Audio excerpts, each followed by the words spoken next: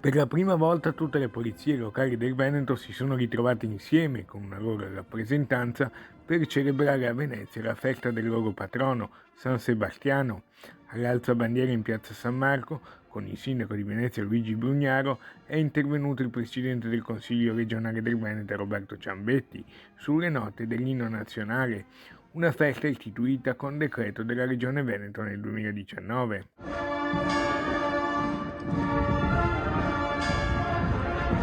Secondo me l'autonomia, al di là delle parole, è questa, è riconoscere il lavoro che viene fatto. Io sono qua per dirvi grazie a voi e a tutte le persone che non ci sono, una bella festa questa, ma una festa che ci tenevamo a fare su un luogo così simbolico,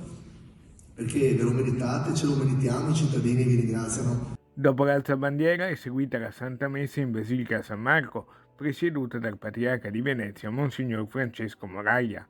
La città non è fatta solo di mattoni, ma di uomini e donne, ha detto il Patriarca Francesco. Il vostro servizio vuol dire prendersi cura, voi appartenete alla città e la città vi appartiene. Poi, in un altro luogo fortemente significativo di Venezia e del Veneto, come il Gran Teatro La Fenice, si è tenuta, alla presenza dell'assessore regionale alla sicurezza Cristiano Corazzari, la consegna delle onorificenze per meriti speciali a 29 agenti appartenenti alle municipali della regione.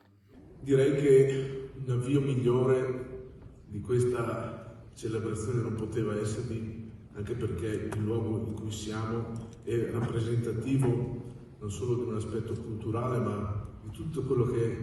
l'insieme dei valori che rappresenta la nostra comunità veneta. È un onore darvi il benvenuto a questa cerimonia che abbiamo fortissimamente voluto anche in questo momento di pandemia per dare il segnale che la vita continua e per noi in tutti questi 2 anni sono stati 2 anni di grande impegno